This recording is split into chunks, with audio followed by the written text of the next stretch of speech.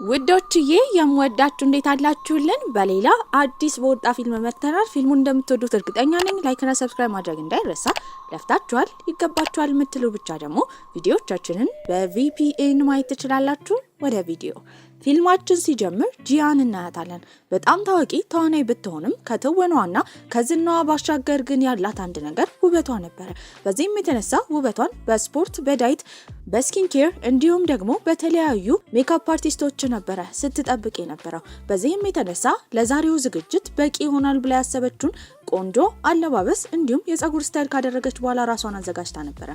የምትሄደው የተዋናዮች ቀይ ምንጣፍ ተዘጋጅቶ ነበር። ጂያም ወደ ዝግጅቱ በምትሄድበት ጊዜ ማናጀሯ እንዲሁም ሹፌሯ ሲነግራት የነበረው እንዳትናደድና እንዳትጮህ ነበር። ምን አይነት ዜና ይዞልኝ መጥቷል ብላ ምንም እንደማትልና እንዲነግራት በተደጋጋሚ እያሳወቀችው ነበር። ታዲያ እሱም መልሷን እየፈራ ቢሆንም ሲነግራት የነበረው እሱም ፈራ ተባ እያለ ሲነግራት የነበረው መጀመሪያ እሷ ቀይ ምንጣፉ ላይ ከተራመደች በኋላ ሌላኛዋ ተዋናይ ኡጂን ከጀርባ እንደምትመጣ ነበር የተነገራት። ይህንን በምትሰማበት ጊዜ ከኡጂን ጋር ከድሮ ጀምሮ ይተዋወቁ ነበር። አንድ ቡድንም ነበሩ። ቡድናቸው ከተበተነ በኋላ ጂያ በጣም ታዋቂ ስትሆን ኡጂን ግን እንደሷ ታዋቂ አልነበረችም። ነገር ግን ምንጣፉ ላይ መጀመሪያ ጂያ ሄዳ ሁለተኛ ኡጂን ከመጣች ገና ለገና የጋዜጠኞች ትኩረትን ትሰርቅብኛለች ብላ በማሰብ ጂያ በጣም ተናዳ የደወለችው ኤጀንቷ ጋር ነበር። ሰውየውም ስልኩን እንዳነሳ ጩኸቷን ፈርቶ ነበር። በዚህም የተነሳ ስትናገር የነበረው እንዴት ቢደፍሯት ኡጂንን ከሷ ጀርባ ለማድረግ እንደሞከሩ እየጠየቀች ነበር። ምንም ማድረግ እንደማይችል አቶ ኪም በሚናገርበት ጊዜ ነገሩን ራሷ እንደምትቆጣጠረው ትናገራለች። ሹፌሯንና ማናጀሯ አንዱ ፊት ለፊት ካለው መኪና ጋር እንዲጋጭ ነበር ትዕዛዝ የሰጠችው። ታዲያ እሱም ይፈራል። ነገር ግን ያለችውን ማድረግ ነበረበት። በዚህም ይጋጫል። ታዲያ ኡጂን ደግሞ ቀይ ምንጣፉ ላይ ለመራመድ ዝግጅት እያደረገች ነበር። ለሷም ማናጀሯ መጥቶ የነገራት አስደንጋጭ ዜና እንዳለ። በዚህም የተነሳ ጂያ የመኪና አደጋ ስለደረሰባት መጀመሪያ ኡጂን ቀይ ምንጣፉ ላይ ተራምዳ ሁለተኛ ገና እንደሆነች ሲረጋገጥ ጂያ እንደምትራመድ ነበር የተነገራት። ኡጂንም ይህንን ስትሰማ ሆን ብላ ይህንን ነገር ጂያ እንዳደረገችው እርግጠኛ ነበረች። በዚህም የቀይ ምንጣፍ ዝግጅቱ ላይ መጀመሪያ እንደተባለችው ኡጂን ትራመዳለች።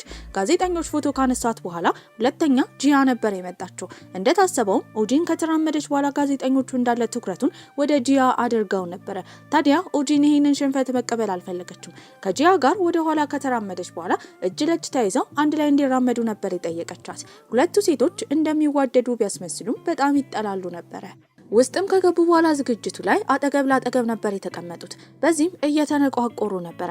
ኡጂን ስትናገር የነበረው ድሮ ቡድናቸው አንድ ላይ በነበረበት ጊዜ ጂያ ታዋቂ እንድትሆን ያደረጋት የቡድናቸው ኃይል እንደሆነ፣ ከዛ ከወጣች በኋላ ታዋቂነቷ የቀጠለው በቡድናቸው እንደሆነ፣ በዚህም ጂያ ራስ ወዳድ እንደሆነች እየነገረቻት ነበር።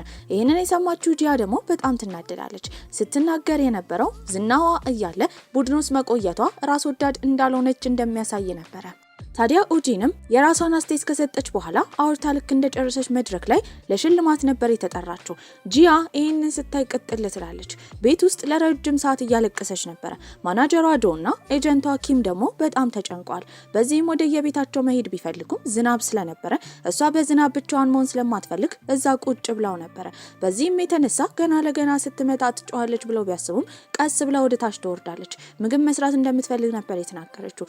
አለ የተባለ ቆንጆ ምግብ ከሰራች በኋላ ግን ለራሷ አረንጓዴ ሻይ ብቻ ነበር ያቀረበችው። ሰውነቷ እንዳይበላሽ ምግብ አትበላም ነበር። ምግብ መስራት ላይ ግን በጣም ጎበዝ ነበረች። ሰዎች ምግቧን ተመግበው ደስተኛ ሲሆኑ ሲጥማቸው መመልከት ግን በጣም ያስደስታታል። እነሱም ቁጭ ብለው በሚመገቡበት ጊዜ ቁጭ ብላ እየተመለከተች ነው። በመቀጠልም የጠየቀቻቸው ግን እሷ ጎበዝ ተዋናይ እንደሆነች ነበር። እንዳይዋሿትም ትጠይቃለች። ዶና ኪምም በጣም በመፍራት እሷ ጎበዝ እንደሆነች እየነገሯት ነበር። ከብዙ ጭቅጨቃ በኋላ ግን ማናጀሯ ዶ ለመናገር ይወስናል። በዚህም ሲነግራት የነበረው እሷ ዝነኛ እንደሆነች ስለምታውቅ ብቻ የትወና ብቃቷ በጣም እየቀነሰ እንደሆነ፣ በዚህም የተነሳ ትወና ማለት ሁሉን ነገር ትታ ሰዎች ስሜቷን እንዲጋሩ ማድረግ እንደሆነ ነበር የነገራት። ይህንን ንግግር ሙሉ ሌሊቱን ስታስብበት ነበር። የድሮውንም በምታስታውስበት ጊዜ ካሳደገቻት እናቷ ጋር የኖረችው ህይወት በጣም ከባድ ነበር። ጓደኝነት ስትመሰርት እናትየው ሁሌ ትጮህባታለች። በዚህም ከልጅነቷ ጀምሮ ተዋናይ እንድትሆን አድርጋት ነበር። ታዲያ ትወናው ላይ ስኬታማ ካልሆነች ወደ ኖረችበት በጎ አድራጎት ድርጅት እንደምትመልሳት እናትየው ሁሌ ትነግራት ነበር። በዚህም የተነሳ ጓደኛ ሳይኖራት ራስ ወዳድ ሆና ነበር ጂያ ያደገችው። የጂያን ታሪክ ወደ ጎን እናደርግና ሌላ የምንመለከተው ዶክተር ቻ ኡንሃን የተባለውን ዶክተር ነበር። የአእምሮ ሐኪም ወይም ሳይካትሪስት ነበረ። በስራው በጣም ታዋቂ ነው። በጣም ታዋቂ ቴራፒስት ከመሆኑ በፊትም ከኡጂን ጋር ይተዋወቅ ነበር። ታዲያ ኡጂን ትላንትና ሽልማት በማግኘቷ የተነሳ የእንኳን ደስ አለሽ መልእክት ይልክላታል። እሷም እሱን ለማናገር ልትደውልለት ተዘጋጅታ ነበር። መልእክቱ ስለተላከላትም በጣም ደስ ይላታል። ድሮ ላይ ከባድ የድባቴ በሽታ ስለነበረባት እሱ ነበር ያከማት። ጊዜያቶች ባለፉ ቁጥር የጂያ ታዋቂነት እየቀነሰ ነበር። በዚህም የተነሳ አብሯት የሚሰሩ ሰዎች እንዳለ ከሷ እየኮበለሉ ነበር። ነገር ግን እሷ አሁንም ከመናገር ከመጮና ከመቆጣት ወደ ኋላ አትልም ነበር። ኪምም ቢጨንቆ የነገራት ነገር አይምሮዋ ላይ የሆነ ችግር እንዳለ፣ በዚህም የተነሳ ሳይካትሪስት ጋር እንድትሄድ ነበር። እሷ ደግሞ እብድ እንዳልሆነችና ሳይካትሪስት ጋር እንደማትሄድ ትናገራለች። እሱም ሲነግራት የነበረው ሳይካትሪስት ጋር የሚሄደው አይምሮውን ለማስተካከል እንጂ እብድ የሆኑ ሰዎች ብቻ እንዳልሆነ ይነግራታል። ሳትስማማ ተነስታ ስትሄድ ግን የነገራት ኡጂን የተባለችው የሷ ተቀናቃኝ ከዚህ ቀደም ይሄንን ሳይካትሪስት ልታገኘው እንደሄደች፣ እሱ ጋር ከሄደች በኋላ በተወናዋ በጣም ጎበዝ እንደሆነች ነበር የነገራት። ይሄንን ስትሰማ ወዲያው እንደምትሄድ ትናገራለች። ቀጥታም ቻኡን ሁዋን ጋር ነበር የሄደችው። ታዲያ ሁዋንም ልክ እሷን እንደተመለከታት በጣም ይደነግጣል። የድሮውንም ያስታውስ ጀመረ። ራሱን ከተቆጣጠረ በኋላ ምን እንደፈለገች ይጠይቃታል። ለመታከም እንደሆነ ተናግራ ወደ ውስጥ ትገባለች። ችግሯንም ከሰማ በኋላ እሷ ታስራ ያለችው የዝና ህይወቷ ውስጥ እንደሆነ ዝነኛ እንደሆነች በማሰቧ የተነሳ አይምሮዋ ስኬትን ጨርሷል ብሎ ስለሚያስብ ራሷን ማሻሻል እንደከበዳት ነበር ሲነግራት የነበረው። ወዲያው ስልክ ይደወላል። በዚህም የተነሳ ደንበኛ ሊያገኝ ስለሆነ የሳይካትሪስት ሙያ ደግሞ በጣም ድብቅ ሚስጥራዊም ስለሆነ እሷን ብቻዋን ለማውራት በሚያስብበት ጊዜ የሱን ጸሐፊ ወደ ቤት ሸኝቶት ነበር። ስልክ ሲደወልም ያንን ስልክ ለማንሳት ወደ ውጭ ይወጣል። ታዲያ ወዲያው መብራት ነበር የጠፋው። ከባድ ዝናብም ይዘንባል። በዚህ የተነሳ ግን ጂያ ትፈራ ነበር። ትጮ ጀመረ። በሩን ለመክፈት ስትሞክር ደግሞ ተቆልፏል። እንደ እብድ እየሆነች ነው። የተጨነቀው እንደምንም ብሎ በሩን ከሰበረ በኋላ ወደ ውስጥ ይገባል። እንድትተነፍስ እንድትረጋጋ እየነገረም ቀስ እያለ እያረጋጋት ነበር። ታዲያ እሷም ልክ እሱን እያየችው ሳታስበው በአይምሯ የሆነ ሰው ይመጣባት ጀመረ። ያንን ሰውዬ እንዳየችው በተደጋጋሚ ይቅርታ ትጠይቃለች።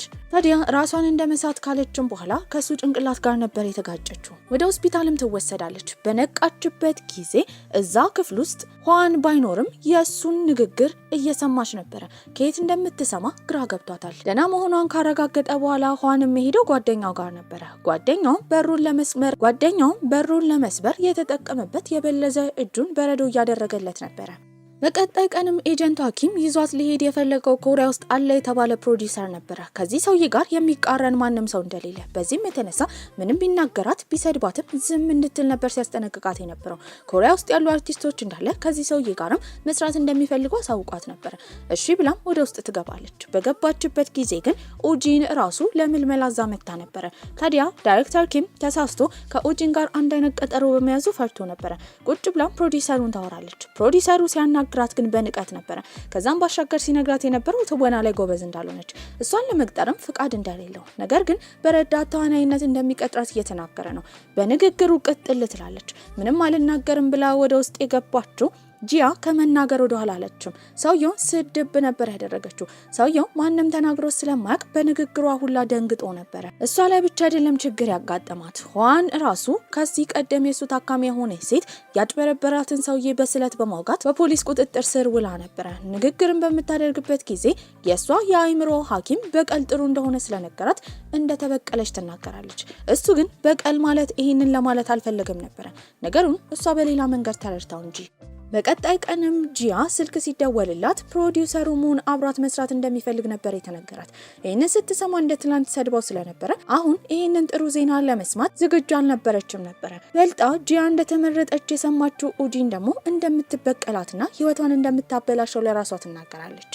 ሄዳም ኮንትራቱን በተፈራረመችበት ጊዜ ከተማው እንዳለ ስለሷ እያወራ እንደሆነ ትሰማለች። በዚህም የተነሳ ከዚህ ቀደም የሷ ተላላኪ የነበረችን አንዲት ሴት በማግለል በመጮህና በመስደብ እንደተከሰሰች ነበር ሲነገራት የነበረው። ቪዲዮዋ ሁላ ተለቆ ነበር።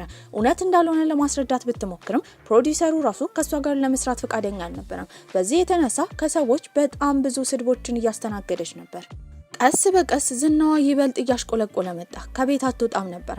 አንድ ቀን ላይም በጣም ደብሯት ውሃ ለመግዛት ሱፐርማርኬት በወጣችበት ጊዜ ለምን ስሜቷ እንደዚህ አይነት መጥፎ እንደሆነ ግራ ገብቷት ነበር።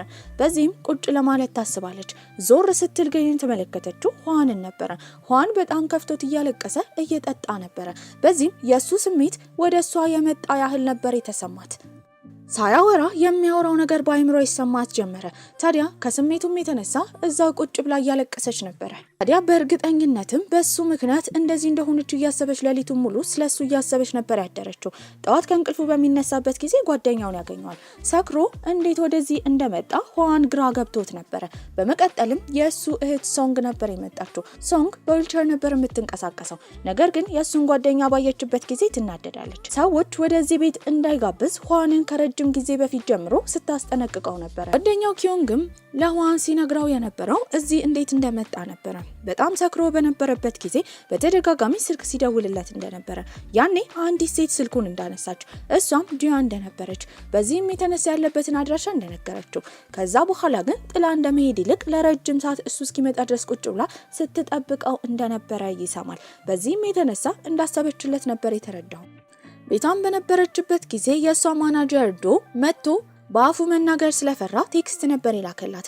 ኪምም በሷ ተስፋ ስለቆረጣውን ከምትኖርበት አፓርታማ እንድትወጣ እንደነገራት ነበር ያሳወቃት። በጣም ትጨናነቅ ጀመረ። በዚህም የተነሳ ቤት ታፈላልጋለች። ቆንጆ የምትለውንም ቤት በቀላሉ አግኝታ ነበር። በዚህም የተነሳ ወዲያው ነበር ለሰውየው ገንዘብ የከፈለችው። በቀጣይ ቀንም እቃዋን ለማዛወር በቦታው በሄደችበት ጊዜ ብዙ ሰዎች ያ ቤት የኔ ነው ብለው ይከራከሯት ጀመረ።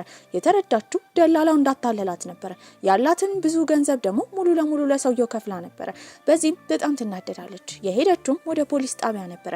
እዛ ፖሊስ ጣቢያ ደግሞ ታካሚውን ለመጠየቅ ሄዶ ነበር። እንደ አጋጣሚ ሆኖ ጂያን ያታል። ጂያ እየከሰሰች በነበረችበትም ጊዜ አንድ ሴት ቁጭ ብላ ፎቶ እያነሳቻት ነው። ይህንን የተመለከተችው ጂያ በስነ ስርዓት ሄዳ ልጅቷ ጋር ስልኳን እንድትሰጣት ፎቶንም ማጥፋት እንደምትፈልግ ነበር የተናገረችው። ሴትዮዋ ግን ትሰድባት ጀመረ። በዛ ብቻ አላበቃችም። እንዲህ የማድረግ መብት እንደሌላት ተላላኪዋንም በእርግጠኝነት እንዳሰቃየቻት ከንግግሯ እንደሚያስታውቅ እየተናገረቻት ነበር። ድራማ ላለመፍጠርም ጸጥ ብላ ሄዳ ፖሊሱ ጋር ትቀመጣለች። አሁንም ፎቶ እያነሳቻት ፖስት ለማድረግ እየሞከረች ነበር። በዚህም እንደ ካፕሽን የጻፈችው ጂያ በአካል ስትታይ እንደምታስጠላ ባይሆን ከሷ ስራ ያለችው ኡጂን እንደምትበልጣት የሚያሳይ ጽሁፍ ነበር። እሱም ፖስት ከማድረጓ በፊት ግን በዛ አካባቢ የነበረው ኋን ይመለከታታል። ስልኳንም ከቀማት በኋላ ይህንን ፖስት ካደረገች ምን ያህል የገንዘብ ቅጣት እንደምትቀጣ፣ ታዲያ ያ ገንዘብ ቅጣት ደግሞ ሊኖራት የማይችለው ገንዘብ እንደሆነ እየነገራት ፎቶንም ደልቶላት ነበር። ይህንን ስላደረገላትም ጂያ በጣም ታመሰግነዋለች። ከፖሊስ ጣቢያን በወጡበት ጊዜ ምንም ሳያወሩ ነበር ሲራመዱ የነበረው። ያኔ ግን እሱ በአይምሮ ያስብ ነበረ። ከተታለለች በኋላ ጂያ ምን ያህል ሊከፋት እንደሚችል ራሱን በአይምሮ እየጠየቀ ነው። እሷ ግን ንግግሩን ወዲያው ነበር የሰማችው። ወደ እሱን ከዞረች በኋላ አሁን ደህና እንደሆነች ሊጨነቅና ሊከተላት እንደማይገባ ነበር የተናገረችው። ምንም ሳይናገር እንደዚህ አይነት መልስ በመመለሷ ተገርሞ ነበረ። ትንሽ ከተራመደች በኋላ ግን እግሯን ወለም ይላታል። ትወድቃለች። እሱ ካነሳት በኋላ ደህና እንደሆነች ይጠይቃታል። ስቅስቅ ብላ እያለቀሰች እንደሰለቻትና እንደከበዳት ትናገራለች። እሱም አቅፎ ያረጋጋት ጀመረ። በቀጣይ ቀንም ሂዮል የተባለችውን የእህቱ ልጅ ካለባበሰ በኋላ ወደ ትምህርት ቤት ሊወስዳት ነበረ። ታዲያ ምንም የእህቱ ልጅ ብትሆንም እሷ ግን አባዬ እያለች ነበረ የምትጠራው። ጎረቤታቸው ጋር አዲስ እቃ የሚያስገባ ሰው አለ። እንደ አጋጣሚ ሆኖ የተገጫጨው ከጂያ ጋር ነበረ። ታዲያ ጂያ ጎረቤታቸው ሆና ተከራይታ ነበረ። ሂዮልም አባዬ ብላ ኋንን እየጠራችው እንደሆነ የተመለከተችው ጂያ በጣም ትናደዳለች። ለምን እንደተናደደች አታውቅም ነበረ። ነገር ግን ያገባና ልጅ የወለደ ነው ብላ አልጠረጠረች ነበር። አመሻሽ ላይም ወደ ቤት እየሄደ እያለ እሷ እየተንቀጠቀጠች ወደ ውጭ እየወጣች ይመለከታል። ምን ሆና እንደሆነ ሲጠይቃትም የቤቷ ማሞቂያ እንደማይሰራ ነበር ያሳወቀችው። በዚህም ወደ ራሱ ቤት ነበር የጋበዛት። እዛም ቁጭ ብላ እየጠጣች በነበረበት ጊዜ ዲያ ሃዮልም ከመጣች በኋላ አባቷን ምግብ እንዲሰራላት ነበር የጠየቀችው። እሱም እሺ ብሎ የጠየቀችውን ምግብ ይሰራል። ነገር ግን ከቀመሰችው በኋላ እንደማይጣፍጥ ትናገራለች። ያኔ ጂያ የመስራት ብቃቷን ለማሳየት ምግብ እንደምትሰራላቸው ተናግራ ቆንጆ አድርጋ ትሰራለች። ሲቀምሱትም በጣም ይጣፍጥ ነበር። በዚህም እሷ እንደማትበላና ሰዎች ሲበሉ ግን መመልከት እንደሚያስደስታት ትናገራለች። እነሱ አንድ ላይ በነበሩበት ጊዜ የሱ እህት ሶንግ ነበር የመጣችው። ሁለቱን አንድ ላይ ስታያቸው በንዴት ትቃጠላለች። እሱም እንድትወጣ ነበር ጂያን የነገራት። ግራ ተጋብታ መጀመሪያ ነው ያላት እሱ እንደሆነ ለምን ውጪ እንዳላት ሳታውቅ ወደ ውጪ ትወጣለች።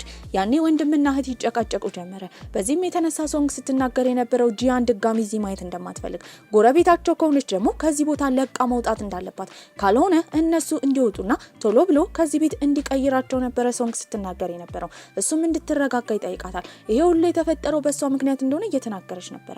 ምንም መጨቃጨቅ ያልፈለገው ሆነም እሺ ብሎ ቶሎ ብሎ ለደላሎች ይሄን ቤት እንደሚያቀርብ ይናገራል። በቀጣይ ቀንም ወደ ቤቷ እየገባች በነበረበት ጊዜ የፍርድ ቤት ማዘዣ ነበር የተላከባት። ብድሯ በጣም እየጨመረ ነበር። ታዲያ በዚህም ኪም ሁሉን ነገር እንደተወ ነበር የተረዳችው። በጣም ተናዳ እሱ ጋር ትሄዳለች። ለምን እንዲህ እንደከዳትም እየጠየቀችው ነበር። እሱም ሲናገር የነበረው ከወዳቂ ተዋናይ ጋር መስራት እንደማይጠበቅበት፣ በጊዜዋ እንደሰራችና አሁን ስላለፈባት መውጣት እንዳለባት ነበር የነገራት። ይሄ ንግግር አስከፍቷት ነበር።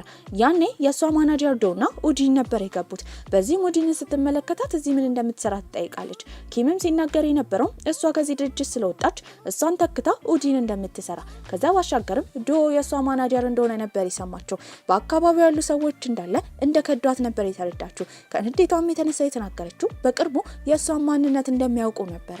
በመቀጠልም ከዚህ ቀደም የሱ ታካሚ የነበረችው ሊ የወጋቹን አጭበርባሪ ሰውዬ ለማግኘት ሄደው ዋን ነበር። በዚህም ሰውየውን ክሱን እንዲያነሳ ነበር ዋን ሲመክረው የነበረው። ሰውየው ግን አልተስማማም። በጣም የተናደደው ዋንም ሲናገር የነበረው ሊ እንድትወጋው ሀሳብ የሰጣት እሱ እንደሆነ፣ በስሩ ደግሞ እሱ ያጭበረበራቸው ከ10 በላይ ታካሚዎች እንዳሉ፣ በዚህም የተነሳ እያንዳንዱን ሰዎች ሄደው እሱን እንዲያጠቁት ቢመክራቸው በህይወት መቆየት እንደማይችል እየነገረ ያስፈራረዋል። ሰውየውም ይህን ሲሰማ ይፈራና ክሱን እንደሚያነሳ ይናገራል። በመቀጠልም ሊን ለማየት ነበር ሄደው። እሷም እስካሁን ስለረዳት እሷን የመሰለች ሴትን ሁሉም የተዋትን ለማገዝ እዚህ ድረስ ስለመጣ እያመሰገነችው ነው። እሱ ግን ባደረገው ነገር ከመኩራት ስቅስቅ ብሎ ካለቀሰ በኋላ ይህ ሁሉ የተፈጠረው በሱ ስለሆነ ይቅርታ ይጠይቃታል። በቀጣይ ጊዜም ለመመርመር ወደ አንድ ቦታ ነበር ሄደው። ታዲያ እዛ ያሉት እንዳለ ዶክተሮች ነበሩ። እሱ ታካሚውን እንዴት ሄዳ እንድትበቀል ምክር እንደሰጠ እየጠየቁት ነበር። እሱም ከዚህ ቀደም የነበሩ 10 ሰዎችን እንዳለ ይሄን ምክር እንደመከራቸው፣ ነገር ግን የተረዱት በሌላ መንገድ እንደሆነ፣ እሷ ብቻ በቀል ማለት ሄዶ መግደል እንደሆነ እንደተረዳችና የሱ ጥፋት እንዳልሆነ ይናገራል። እነሱም የነገሩት ነገር ሙሉ ለሙሉ ምርመራ እንደሚደረግበት፣ እስከዛ ድረስ ግን ሆስፒታሉን ለ3 ወር መክፈት እንደማይችልና ከታካሚ ጋርም ምንም አይነት ልውውጥ ማድረግ እንደማይችል ነበር የነገሩት። በዚህም በተደጋጋሚ ለማስረዳት ቢሞክርም ውሳኔው ተወስኖ ነበር። ከዛም በወጣበት ጊዜ የእህቱ ልጅ ደውላለት እናቷ በጣም ችግር ውስጥ እንደሆነችና እንዲመጣ ነበር የጠየቀችው። እየሮጠም ወደ ቦታ ይሄዳል። በዛ ሰዓት ጂያ እነ ሆዋን ቤት መላክ የነበረበት እቃ ወደ እሷ ተልኮ ነበረ። ባጠገቧ ደግሞ እየሮጠ ሆዋን አልፎ ነበረ። እንዳለችው አልተመለከተም። ምን ሆናል ብላ በማሰብም ትከተለዋለች። ሆዋንም ቤት በገባበት ጊዜ እህቱ ቤቱን ድብልቅልቅ አድርገው እየጮኸች እያለቀሰች ነው። ልጇ ሂዮልም በጣም ፈርታ ስቅስቅ ብላ ታለቅሳለች። ያኔ እሱ ያበረታታት ጀመረ። በዚህም የተነሳ እህቱን ለማረጋጋት በሄደበትም ጊዜ እህትየው ትጮህ ጀመረ። በሷ ፋንታ እሱ መጎዳት እንደነበረበት፣ አደጋው የተፈጠረው በሱ ምክንያት እንደሆነ፣ በዚህም እሱ ጥፋተኛ እንደሆነ እየተናገረች ታለቅሳለች። ያኔ እሱም በጣም አዝኖ ይሄ ሁሉ ለሱ እንደሚገባ እየተናገረ ነበር። በዚህም እቃውን ለመስጠት መጣችሁ ጂያ ሁሉም ነገር ሰምታ ነበር። ከዛ ባሻገርም የሱ ስሜት እንዲሁም አይምሮ ውስጥ የሚያወራውን ነገር መስማት ስለምትችል በአይምሮ ሲናገር የነበረው እህቱ እንድታቆም ነበር። ነገር ግን በጣም እንደተከፋና እንዳዘነ ተመልክታለች። የሱ ሀዘን አይኗ ላይ እንባ ፈጥሮባት ነበር።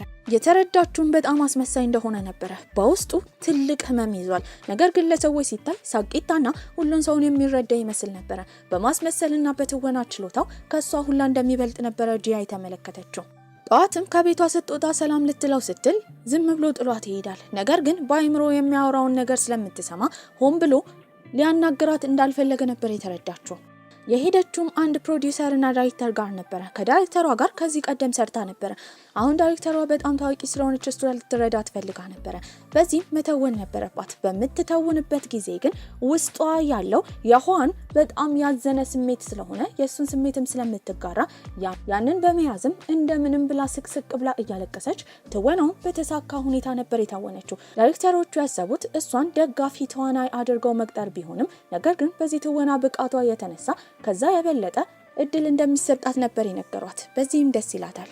ከዛም በወጣችበት ጊዜ የተገናኘችው ከነ ኡጂን ጋር ነበረ። ኡጂንም በንዴት ምን ልትሰራ እዚህ እንደመጣች እሷን የሚቀበል ማንም ኤጀንት እንደሌለ፣ ታዲያ ለምን በየቦታው እንደምትሄድ ጂያን ትጠይቃታለች።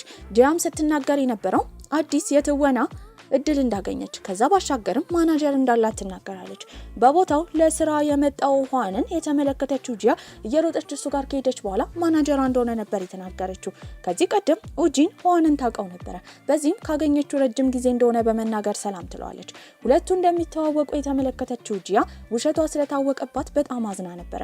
ያኔ ሁዋን ሴቶቹን ለማስታረቅ አብረው ካፌ እንዲሄዱ ነበር የጠየቃቸው። ሁለቱ ሴቶች ቁጭ ብለው ይጨቃጨቁ ጀመረ። አንዳቸውን ጥፋተኛ ያደርጋሉ። ያኔ አንድ ሃን የተባለ ጋዜጠኛ የመጣው ወደ ጂያ ነበር። በዚህም ጥያቄ ይጠይቃታል። እሷ ግን በስነ ስርዓት መመለስ እንደማትፈልግ እየተናገረች ነበር። ከመከተል እሷን ወደ ኋላ አላለም። ከዛ ባሻገርም እጇን ይይዛታል። ያኔ የመጣው ሊረዳት ሁዋን ነበር። በዚህም የሚቀዳውን ድምጽ ማቆም እንዳለበት ካልሆነ እንደሚከሰስ ነበር የነገረው። ሃንም ግራ ተጋብቶ እሱ ማን እንደሆነ ይጠይቀዋል። ያኔ ሁዋን ማናጀሯ እንደሆነ ነበር የተናገረው። ኡጂን ይህንን ስትሰማ ደንግጣ ነበር። ይህንን ስላደረገላት ደግሞ ጂያ ማታ መተኛት ሁላ ከብዷት ስለሱ እያሰበች ነበር። በቀጣይ ቀንም እሱን የጠየቀችው አብሯት ጊዜ እንዲያሳልፍ፣ በዚህም የተነሳ እሱ ውስጥ ያለ ትልቅ ህመም እንዳለ ያንን ህመም በመጋራት ትወናዋ ላይ ስኬታማ እንድትሆን እንደሚረዳት ነበር ያሳወቀችው። ታዲያ እስካሁን የደበቀችውንም እውነታ ለመናገር ታስባለች። በዚህም ያሳወቀችው የእሱን ስሜት በአእምሮ የሚያስበውን ነገር እንዳለ መጋራትና መስማት እንደምትችል ነበር። ግራ ይጋባል። በዚህም የተነሳ እብድነች ብሎ ነበር ያሰበው። ታዲያ አሁን በአእምሮ ምን እንደሚያስብ ይጠይቃታል። እሷም እብድነች ብሎ እያሰበ እንደሆነ ነበር የደነገጠችው። እሷም እብድነች ብሎ እያሰበ እንደሆነ ትነግረዋለች። ይህንን ሲሰማ ያሰበው ነገር ምንም እውነት ቢሆንም የእሱን ስሜት ያለ ፍቃዱ መጋራት እንዲሁም የሚያስበውን ነገር ያለ ፍቃዱ መስማት የግል ህይወቱን መጣስ ስለሆነ ከዚህ በኋላ አብራት ሊቆይ እንደማይችልና አብራት እንደማይሰራ ነበር የነገራት። ቀን በቀን እየራቃት እየሄደ ነው። እሷ ግን አሁን ለሱ ስሜት እያዳበረች ስለሆነ እየተናደደች ነበር። በቀጣይ ቀንም ሂዮል እየተጫወተች በነበረበት ጊዜ ሞግዚቷ አልመጣችም ነበር። ተኝታለች። እናቷም አልመጣችም። ሁዋንም ያኔ ስለ ድርጅቱ ለማውራት ሰዎች ጋር ስለነበረ እሱም አልመጣም ነበር። ልጅቷ ብቻዋን ቆማ ስቅስቅ ብላ እያለቀሰች ነው። በአካባቢው ስታልፍ የነበረችው ጂያን ትመለከታታለች። በዚህም ጂያ ታረጋጋታለች። ወደ ቤትም ከወሰደቻት በኋላ ሁለቱ ሴቶች ቁጭ ብለው ያወሩ ጀመረ። ታዲያ የሚያመሳስላቸው ነገር እንዳለ ሂዮል ትናገራለች። ሂዮልም በመቀጠል አባት እንደሌላት ነበር የተናገረችው። ጂያ ደንገጥ ብላ ሁዋን ምኗ እንደሆነ ትጠይቃታለች። እሷ ሚስጥር እንደሆነ በመናገር በጆሮ ያንሾካሾከችላት አጎቷ እንደሆነ ነበር። ይሄንን ዜና ስትሰማ ሳታስበው ጂያ ደስተኛ ትሆናለች። በመቀጠልም እሷም አባት እንደሌላት ነበር የነገረቻት። ታዲያ ደስተኛ ሆነው አንድ ላይ እየበሉ እየጠጡ ነበር። በሌላ በኩል ግን ሂዮል የት እንዳለች ያላወቁት የሷ ቤተሰቦች በጣም ተጨንቀው ነበር። የትም ቢፈልጓት ሊያገኟት አልቻሉም። በዚህም የተነሳ ስለተኛች እሷን ወደ ቤት ለማድረስ አቅፋት የወጣችው ጂያ ነበረች። ሁዋንም ይህንን ሲመለከት በጣም ይናደዳል። ቀድማ ነገር እንዳለባት ነበር የጮኸባት። እሷ ጥሩ ነገር አድርጋ በምላሹ እሱ በመቆጣቱ የተናደደችው ጂያ ስለ ሂዮል ቢጨነቁ ኖሮ በቦታው እንደሚገኙላት ተናግራ ጥላ ትገባለች። በቀጣይ ቀንም ታዲያ በመቀጠልም ቤት በነበረበት ጊዜ ከጓደኛው ጋር ሲያወራ ጓደኛው ልክ እንዳላደረገ ማመስገን እንዳለበት ታዲያ ሄዶም ይቅርታ እንዲጠይቃት ነበር ያሳወቀው። እሱም እሺ ብሎ ይቅርታ ለመጠየቅ ይሄዳል። በሯን በተደጋጋሚ ቢያንኳኳ አትሰማም ነበር። ወዲያው ዝናብ ይዘንብ ጀመረ። በዝናብና ቤት ውስጥ መብራት ጠፍቶ ብቻዋን ስትቀመጥ ምን ያህል እንደሚጨንቃት የሚያውቀው ሁዋንም በተደጋጋሚ በሩን ሲያንኳኳ አትመልስም ነበር። ያኔ እንደምንም ብሎ በሩን ይሰብሯል። ውስጥም ሲመለከት መሬት ላይ ራሷን ስታወድቃ ነበር። አጠገቧ ደግሞ መድኃኒት ነበር። በዚህም የተነሳ ራሷን ለማጥፋት እንደሞከረች ነበር የተረዳው። የጥፋተኝነት ስሜት ተሰምቶትም ወደ ሆስፒታል ይወስዳታል። ሆስፒታል ምርመራ ከተደረገላት በኋላ ነቅታ ነበር።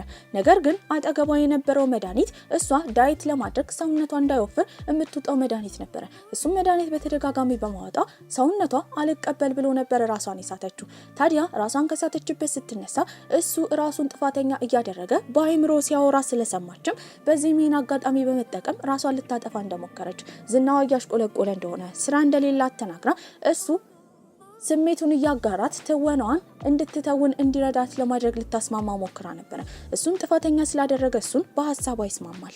በቀጣይ ቀንም በሷ በር አካባቢ እያለፈ ያለ ማናጀሯ እንደሆነ ውጪ ነበር ያገኘው። በዚህም ጂያን እየፈለጋት እንደሆነ ብሎክ እንዳደረገችው፣ በዚህም ኡጂን በመራችው አንድ ዳይሬክተር አማካኝነት ከሱ ጋር ለመፈራረም ጂያን እንደሄደች፣ ነገር ግን ሰውየው ሴቶች ላይ ጥቃት የሚያደርስ በጣም መጥፎ ሰው እንደሆነ ከሱ ጋር ኮንትራት መፈራረም እንደሌለባት ሊነግራት እንደመጣ ነበር ዶ ለሁዋን የነገረው። ሁዋንም ይህን በሰማበት ጊዜ ከዶ አድራሻውን ተቀብሎ እየሮጠ እሷን ለማግኘት ይሄዳል። እሷ በዛ ሰዓት አዲስ ፕሮዲውሰር አገኘው ብላ ልትፈራረም ተዘጋጅታ ነበር። ልክ ልትፈርም ስትል ግን የመጣው ሁዋን ነበር። በዚህም ቶሎ ብሎ ወረቀቱን ይቀደዋል። ሰውየውን በመደናገጥ እሱ ማን እንደሆነ ይጠይቋል። ሁዋንም ማናጀሯ እንደሆነ ነበር የተናገረው። ታዲያ ከዛ ይዟት ከወጣት በኋላ ታዲያ ከዛ ይዟት ከወጣን በኋላ ሁለቱ ቁጭ ብለው በሚያወሩበት ጊዜ ለ3 ወር ብቻ ማናጀሯ እንደሚሆን በዚህ ሰዓትም ስሜቱን ለመጋራት እንደምትችል ነበር የነገራት። በጣምም ደስ ይላታል። ከዛ ጊዜ በኋላ ጊዜያቸውን አብረው ነው የሚያሳልፉት። ልምምድ ያለማምዳታል፣ ስሜቱ እንድትጋራ ያደርጋታል። ለት ተለት በጣም እየተሳካላት ሄዶ ነበረ። በመቀጠልም እንዴት አይምሮን ማንበብ እንደቻለች ለመረዳት እየሞከሩ ነው። ታዲያ ከተራራቁ ግን አይምሮን ማንበብ እንደማትችል በመጨረሻ ይደርሱበታል። ታዲያ እሷም ምልመላ በነበረባት ጊዜ ለመተወን ውስጥ በገባችበት ሰዓት እሱ ደግሞ ውጪ ሆኖ የትወናውን ስክሪፕት እያነበበ ስሜቱ እንድትጋራ እንዲሁም ስክሪፕቱን እንዳትረሳ ያደርጋት ነበረ። በዚህም የተነሳ ሰዎቹ በጣም ወደዋት ነበረ። ከዛም ስትወጣ በፈገግታ እንደተቀጠረች በመናገር ጥምጥም አድርጋ ታቅፈዋለች። ወዲያው ግን ያደረገችው ነገር ስህተት እንደሆነ ነበር የተረዳችው። ከዛ በኋላ ዝነኛ እየሆነች ነው። ሁለተኛ እድል እንደተሰጣት ያህል ነበር የተሰማት። በመቀጠልም እሷ ቤት ቁጭ ብለው ምን ውስጡ የሚያስከፋ ነገር እንዳለ፣ ከባድ ሀዘን እንዳለ እንደሚሰማት እየነገረችው ነው። እሱም በዚህ አጋጣሚ ሲናገር የነበረው ስለ አባቱ ነው። አንድ ቀን ላይ የአባቱ የአስም መድኃኒትን በተመለከተበት ጊዜ ለመሞከር ከኪሱ ውስጥ አውጥቶ እንደወሰደ፣ ታዲያ እሱ ሲጫወትበት እንደነበረ፣ አባቱ ደግሞ በሰዓቱ ጎበዝ ተዋናይ እንደሆነ ትወና ቦታ ላይ በነበረበት ጊዜ ያንን የአስም መድኃኒት እሱ ወስዶ ሲጫወትበት ስለነበረ አባትየው ስለረሳው እሱን ለመስጠት ከእህቱ ጋር ወደ ቦታው እንደሄዱ እዛ ትልቅ ቀረጻ ሲደረግ እንደነበረ፣ በዚህም ከአባቱ ጋር እያወሩ በነበረበት ጊዜ አንዲት ህፃን ልጅ ጉዳት እንደደረሰባት ሲወራ አባትየው ያችን ልጅ ለማዳን እየሮጠ እንደሄደ፣ በዚህም የተነሳ እህቱ አባትየውን እንደተከተለች፣ በቦታው ትልቅ አደጋ እንደተፈጠረና እህቱን በዚህ አደጋ የተነሳ ከዊልቸሩ መነሳት እንደከበዳት፣ ፓራላይዝም እንደሆነች፣ በዚህም የእሱ ጥፋት እንደሆነ እየተናገረ ነበረ። ታዲያ ሲናገር በጣም ሀዘን ውስጡ ስላለ እሷ አይን ላይ እንባ ይታይ ነበረ። እሱም ተነስቶ መውጣት ፈልጎ ነበር ይህን ከተናገረ በኋላ፣ እሷ ግን ታስቆመዋለች። በዚህም ካቀፈችው በኋላ ስትናገር የነበረው እንደምትወደው ነበረ። በዚህ አጋጣሚ ልትስመው ሞክራለች። ያኔ ተጋጭተው ነበረ። እሱ ግን ደንግጦ ተነስቶ ጥሏት ሄዶ ነበረ። ባደረገችው ነገር ሌሊቱን ሙሉ አፍራ ነበረ። በጣም ብትወደውም ስሜቷን እንደማይጋራ ነበር የተረዳችው።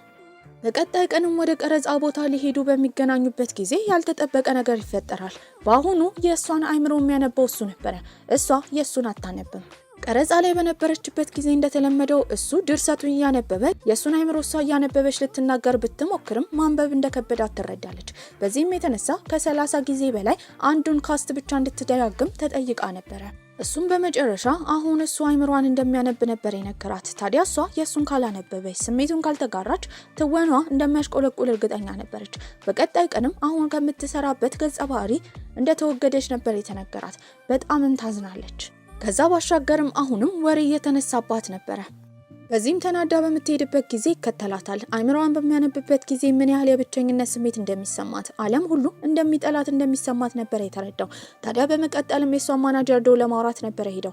ማናጀሯ የጥፋተኝነት ስሜት ተሰምቶት ነበረ። ከኡጂን ጋር መሆን እንዳልነበረበት፣ በዚህም ከሷ ጎን መሆን እንደነበረበት፣ ስለከዳት የጥፋተኝነት ስሜት እንደተሰማ፣ ታዲያ ከዚህ ቀደም የተነሳባት ወሬ ላይ የሷን ተላላኪ አንድ ቀንም እንኳን ጎርታት እንደማታውቅ፣ ባይሆን ሰዎች አቀነባብረው ሴትዮዋ ስሟን እንድታጠፋት እንዳደረጉ ነበር ሲናገር የነበረው። ይህንን አስቦም ከጓደኛው ጋር ቁጭ ብሎ ሁዋን እያወራ በነበረበት ጊዜ ጓደኛው አንድ ሀሳብ ነበር ያመጣው። ምናልባት ያ ቪዲዮ ፌክ ሊሆን እንደሚችል፣ ከዛ ባሻገርም እሷ ከተላላኪዋ ጋር ምናልባት የጽሁፍ ልምምድ እያደረገች እንደነበረ፣ በዚህም ተቀርጾ እንዲወጣ ተደርጎ እንደተወነጀለች ነበር ሲናገር የነበረው። ይህንን ሀሳብ ሲመጣ ሁዋን ልክ ሊሆን እንደሚችል ነበር የገባው። ሂዮልም እንደተለመደው መጫወቻ ቦታ ላይ በነበረችበት ጊዜ ሁሉም የሚጫወቱት ከቤተሰቦቻቸው ጋር ነበረ። እሷ ግን ቤተሰብ የላትም። በመቀጠልም ልጆች ከመጡ በኋላ ያገሏት ጀመረ። እናት እንደሌለትም እየተናገሩ ነበረ። ያኔ በቦታው ስታልፍ የነበረችው ጂያ ወደ እሷ ትቀርባለች። ሂዮልም ይህን አጋጣሚ በመጠቀም እሷ እናቷ እንደሆነች ነበር የተናገረችው። ታዲያ በዛ ትወና ትቀላቀልና ጂያ እናቷ እንደሆነች፣ ልጇን እያገለሉባት እንደሆነ በቁጣ ትጠይቃለች። ሁሉም ፈርተው ነበረ። ታዲያ ቁጭ ብለው በሚያወሩበት ጊዜም ሂዮል እናቷን እንደማትወዳት እየተናገረች ነበር። በዚህም እሷን መልሳ እናቷን እንደማትወድ ሂዮል ትናገራለች። ነገር ግን ጂያ ይሄ ስሜት ውሸት እንደሆነ እናቶች ምንም ያህል ክፉ ቢሆኑ መልሰው ልጆች እናቶቻቸው መውደዳቸው እንደማይቀር እየነገረቻት ነው። ጥሩ ስሜት እንዲሰማትም ቤት ወስዳ ምግብ እንደምትሰራላት ትነግራታለች። አንድ ላይ መንገድ ላይ እየተራመዱ በነበረበት ጊዜ ጂያ ህዋንን ስትመለከተው ገና ለገና አይምሮን ያነባል ብላ ፈርታ ልጅቷን ሌላ ቀን ምግብ እንደምትሰራላት ተናግራ እየሮጠች ወደ ቤት ነበር የገባችው። የተከተላት ግን ህዋን ነበረ። በሯንም እያንኳኳ እንድትከፍት ይነግራታል። በከፈተችበትም ጊዜ ወደ ውስጥ ይገባል። የተለያዩ አትክልቶችን ይዞ እንደመጣና ምግብ እንድትሰራለት ነበር የጠየቃት። ታዲያ ምግብ በመስራት ሰዎች ተደስተው ሲበሉ ስታይ ውስጧ እንደሚደሰት ስለሚያውቅ ነበረ።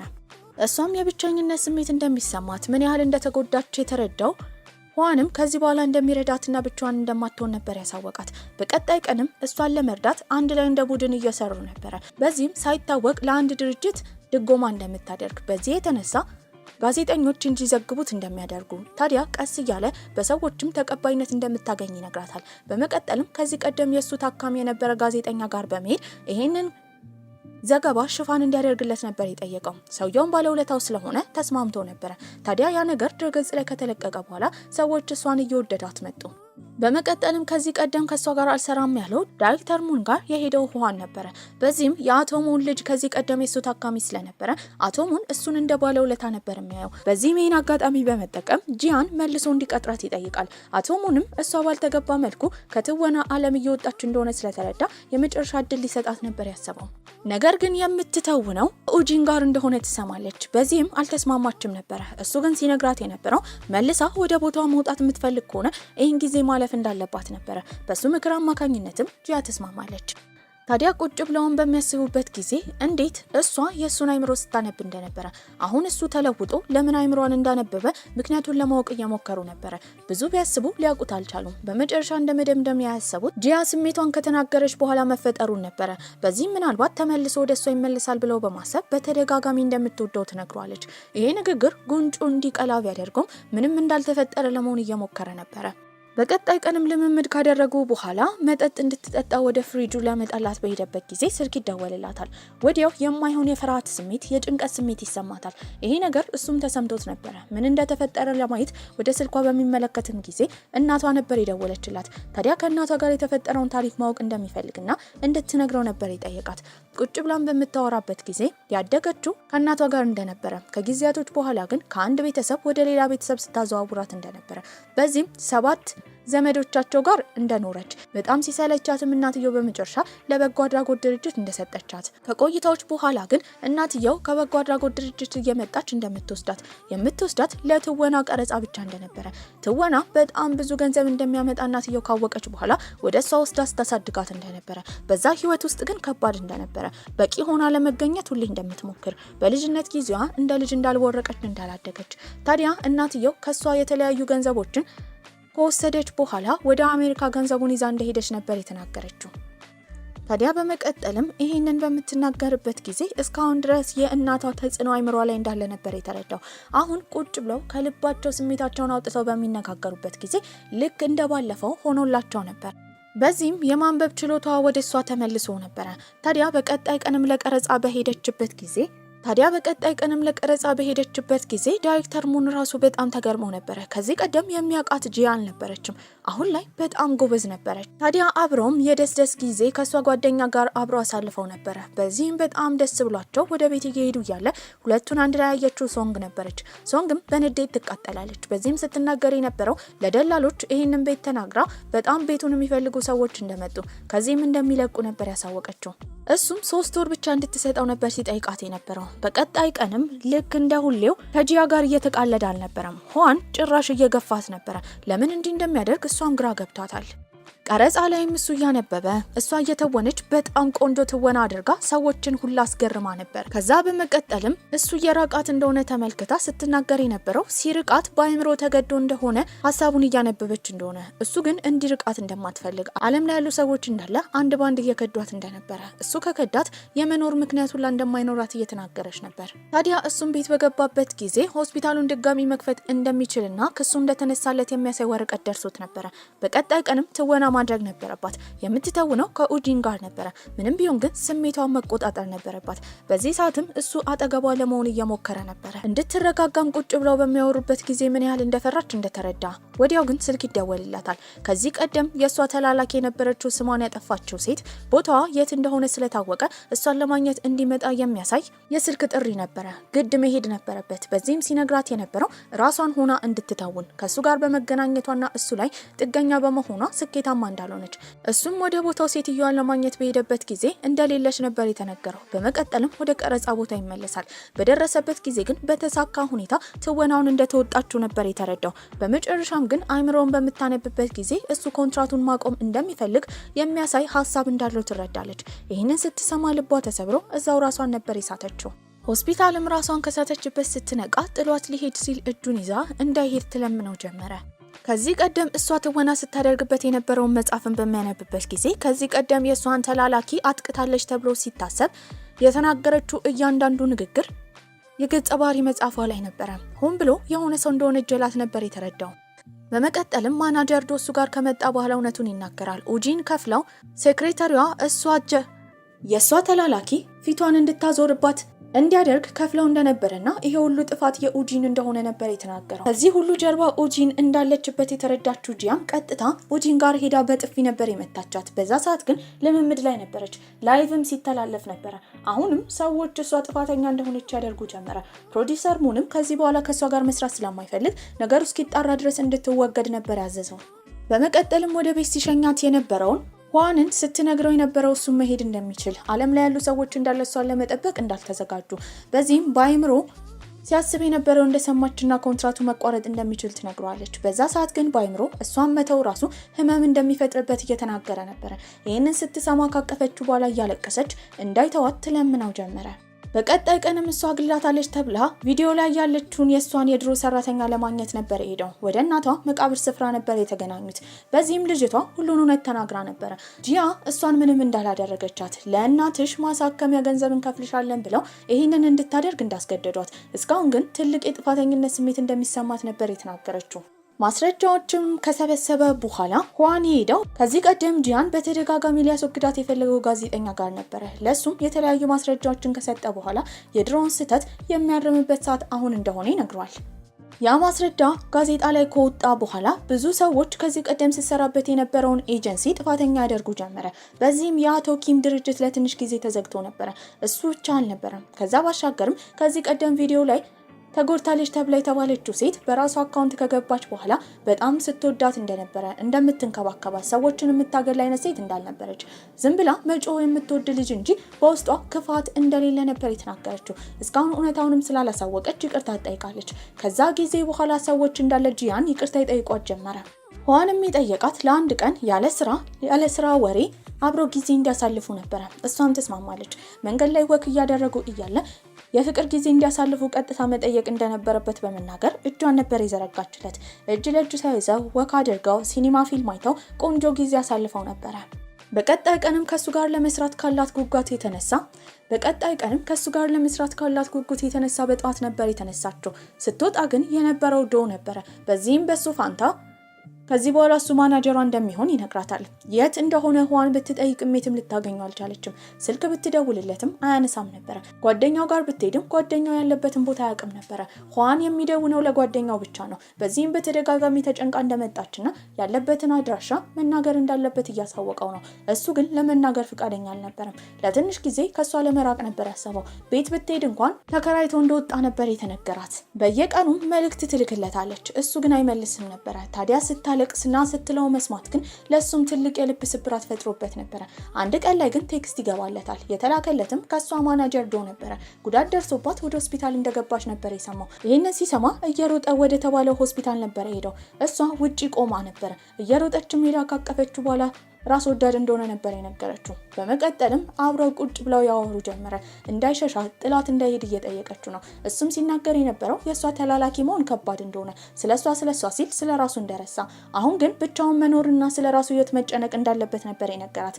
በመቀጠልም አይምሮውን እያነበበች እንደሆነ፣ የሚያወራው ወሬ ውሸት እንደሆነ እንደሚያስታውቅ ትነግረዋለች። ይህን አጋጣሚ በመጠቀምም እሷ አይምሮውን እያነበበች ነፃነቱን እየነፈገችው ስለሆነ ከዚህ በኋላ አብሯት ሊቆይ እንደማይችል ተናግሮ ጥሏት ነበር ሄደው። በመቀጠልም እሷ ቀረጻ ላይ በነበረችበት ጊዜ ወዲያው ያለችበት ክፍል መብራቱ ነበር የጠፋው። ከባድ ዝናብም ይዘንብ ጀመረ። በሩን ለመክፈት ስትሞክር በጣም አቅቷት ነበረ። እየጮኸችም እርዱኝ ትላለች። በዛ ጭንቀት ውስጥ ሆና ነበረ ያኔ የተፈጠረው አደጋ ትዝ ያላት። በዚህም እሷን ለማዳን አንድ ሰውዬ እንደመጣ ሰውየውም ህይወቱን አሳልፎ እንደሰጣት ታስባለች። ያንን ሰውዬ ፊቱ ግልጽ ብሎ በሚታይላት ጊዜም እነ ኋን ቤት ካየችው ፎቶ ጋር አባቴ ካለው ሰውዬ ጋር ፍጹም ይመሳሰል ነበረ።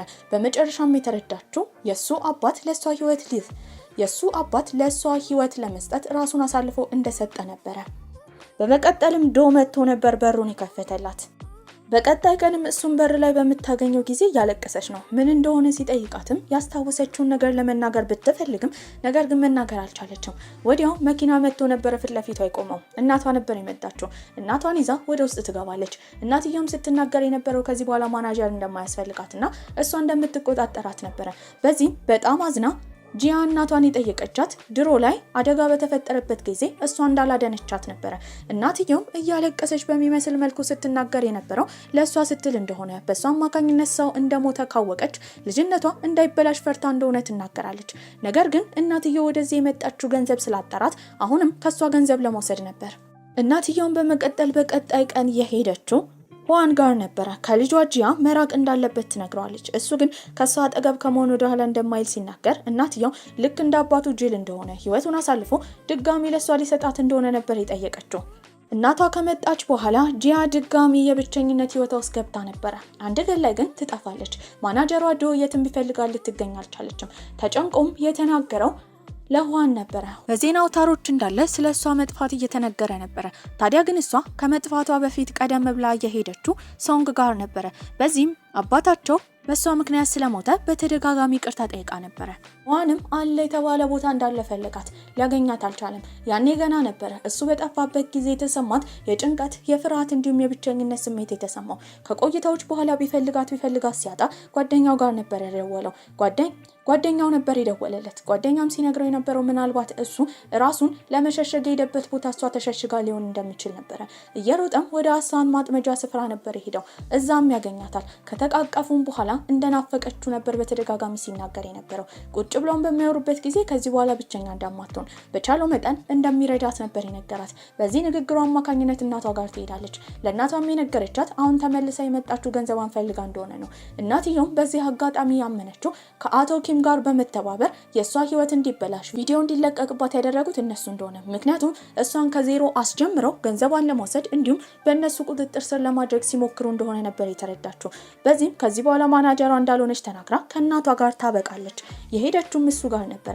ሁሉን ነገር በሱ ምክንያት ስለተወጣችው ደስተኛ ነበረች። ሁሉንም እውነታ ካወቀችም በኋላ በቀጣይ ቀን እሱን ይዛው የሄደችው ወደ አባቱ መቃብር ስፍራ ነበረ። እስካሁን ላደረገችው ነገር ይቅርታ ጠይቋለች። መቼ እንዳወቀች ሲጠይቃትም ሁሌ ስታውቅ እንደነበረ፣ ነገር ግን በጨለማና በዝናብ ፍርሃት የተነሳ አይምሮዋ ሸፍኖት የነበረው እውነት እንደሆነና የጥፋተኝነት ስሜት ስለተሰማት ይቅርታ ነበር የጠየቀችው። ታዲያ ከዚህ በኋላም አንድ ላይ መሆን እንደማይችሉ ነበር የተረዳችው። እሷም እስካሁን ስለረዳት ላደረገላት ነገር ታመሰግኗለች። እሱም በበኩሉ ፍቅር ምን እንደሆነ እንዲሰማው ስላደረገችው አመስግኗት ለመጨረሻ ጊዜ ስሟት ነበረ። ከዛ ጊዜ በኋላ ሁለቱም ተለያይተዋል።